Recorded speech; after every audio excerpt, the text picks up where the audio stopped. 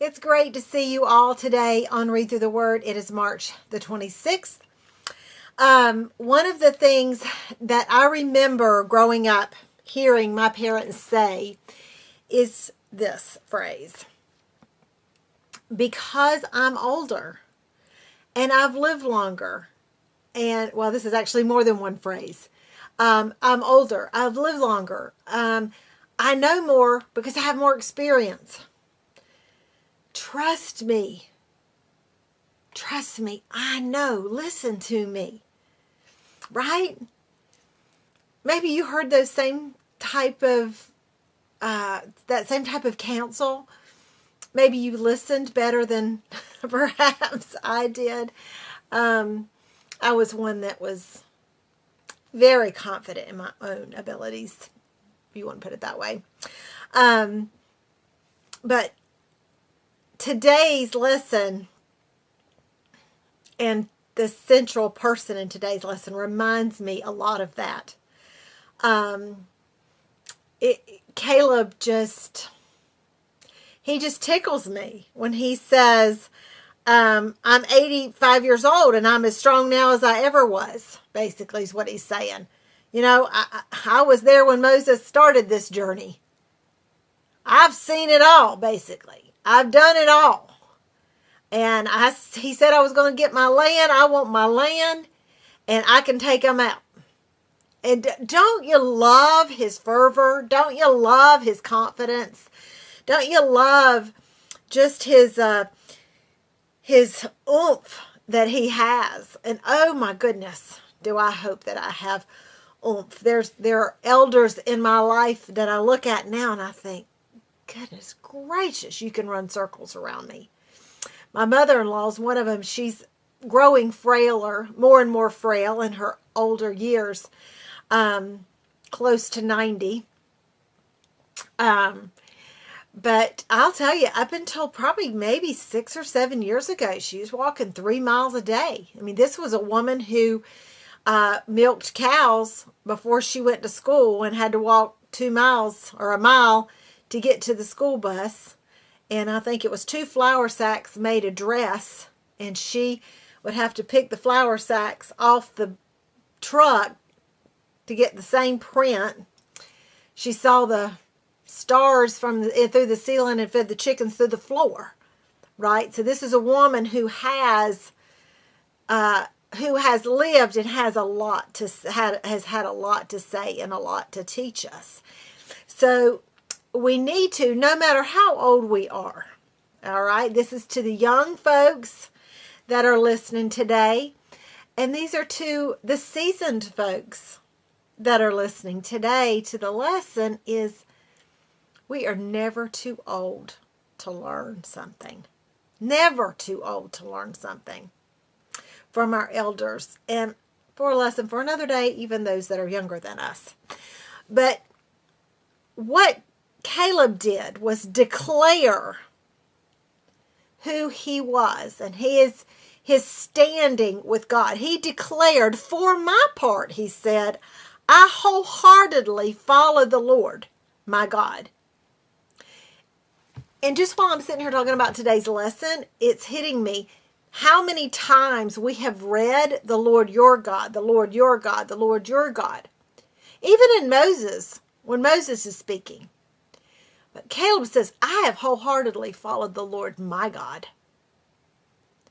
There wasn't anything going to stop me from following my God fully, completely, sincerely, earnestly, with purpose, with intent.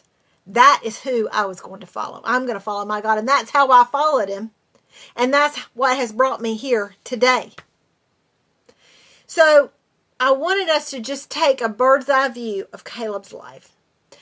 What can we learn from Caleb? First, we can see that Caleb did not allow fear to defeat his faith. And boy, do we have so much competing with our faith in these days. So many things that we can be fearful of. We can be fearful of sickness. We can be fearful of financial struggles. We can be fearful of emotional struggles.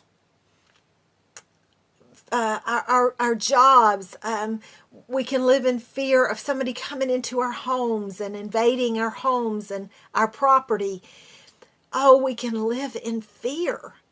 But if you remember Caleb and Joshua, they are contemporaries. They are the 2 of the 12 that said, no, we can take those guys, no matter how big they are. We can take them. But Moses didn't listen to the 2. He listened to the 10. And so, can you imagine? I'm just sitting here thinking as we're talking and processing this. I think I would have been. Oh, I know I would have been. There's no thinking about it. I would have been like, thanks a lot, guys. Thanks a lot. I hope y'all are enjoying walking around in this wilderness for 40 years. We could be out of this wilderness. I'm afraid that's the tone I have. I mean, I would have had that stuck in my, right here, like a kernel of corn stuck in my teeth, rubbing it in, saying, dudes, we're facing this because of you. But Caleb was strong. He got outvoted, but he was strong. And his strength and his faith is what allowed him to get into the promised land. To survive all of those years of wandering was his faith.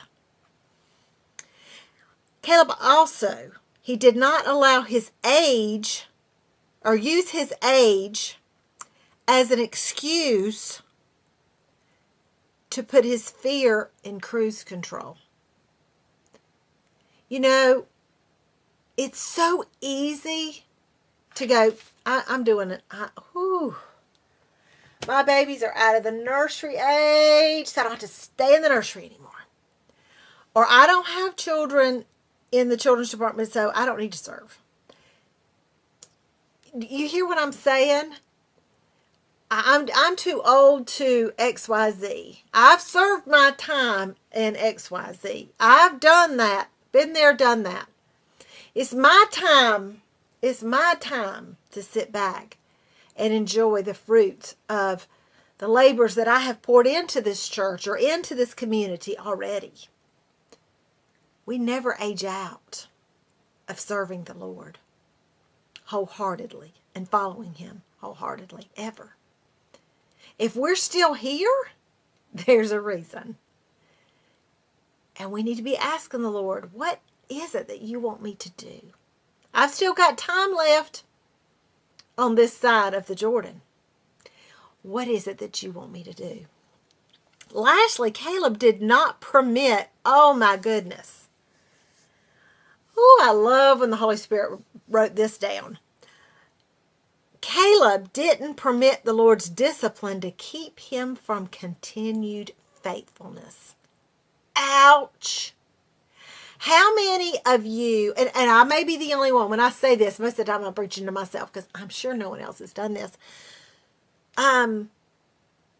allow God's discipline to make you a little upset, a little bitter, a little turned off, a little whatever.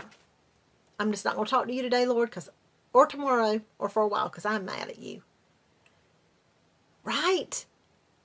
I don't like the way that played out, so I'm going to back off some. Caleb didn't do that. He continued faithfully following God. Right? What an example. What an example He has set for us. And it got me thinking, what have I learned from those that are older than me?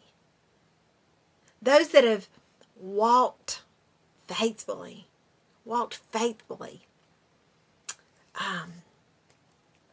That Christian journey in front of me. And I could talk a really long time about it, but I'm not, because we don't have time to do that. But I have been blessed with a heritage of faith walkers and who taught me by my eyes, by watching how they live their lives. And I'm so grateful for that.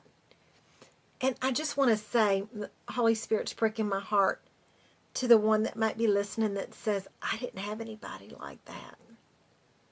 I'm holding on by just the white knuckle grip that I've got right now. Here's what I want to say to you, dear friend. Then you be the faith walker for someone else to see. Okay? You be the faith walker. God has saved you. He is redeeming all the things in your life that you think are unredeemable. He is restoring all the broken pieces so that you can be a faith walker. You didn't have one, that's okay. You be one. Okay? Hear that from the Holy Spirit today. Be a faith walker. You be a faith walker. We will see you the next time we're together on Read Through the Word. Y'all have a great day.